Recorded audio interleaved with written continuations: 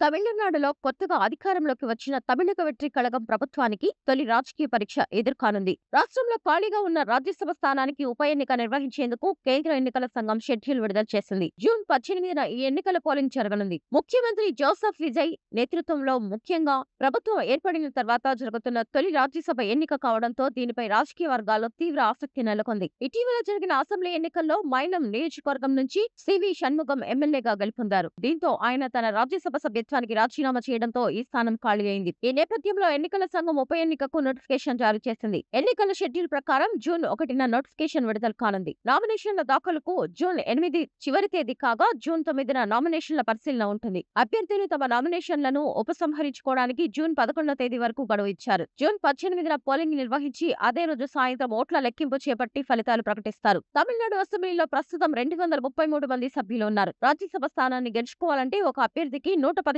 మంది ఎమ్మెల్యేల మద్దతు అవసరం. ఏ ఒక్క పార్టీకి సొంతంగా పూర్తి మెజారిటీ లేనందున అధికార కూటమి బలాబలాలపైనే ఫలితం ఆధారపడి ఉంది. ప్రస్తుతం సంఖ్యాపరంగా టీవీకే నేతృత్వంలోని కూటమికి స్పష్టమైన ఆధిక్యం కనిపిస్తోంది. దీంతో ఈ సీట్ను వారే గెలుచుకోవడం ఖాయంగా కనిపిస్తోంది. అయితే ఈ కీలకమైన రాజ్యసభ స్థానాన్ని టీవీకే పార్టీయే నిలబెట్టుకుంటుందా లేక ప్రభుత్వ ఏర్పాటులో మద్దతిచ్చిన కాంగ్రెస్ వంటి మిత్రపక్షాలకు కేటాయిస్తుందా అన్నది ఇప్పుడు ఆసక్తికరంగా మారింది. ఢిల్లీలో పార్టీ బలాన్ని పెంచుకోవడానికి టీవీకే ఈ అవకాశాన్ని ఉపయోగించుకుంటుందా లేదా కూటమి ధర్మాన్ని పాటిస్తుందా అనేది త్వరలో తేలనుంది. నామినేషన్ల ప్రక్రియ దగ్గర పడుతుండటంతో అభ్యర్థి ఎంపికపై చర్చలు వేగవంతం కానున్నాయి. ఈ నిర్ణయం సీఎం విజయ్ రాజకీయ వ్యూహాలకు అద్దం పడుతుందని విశ్లేషకులు భావిస్తున్నారు.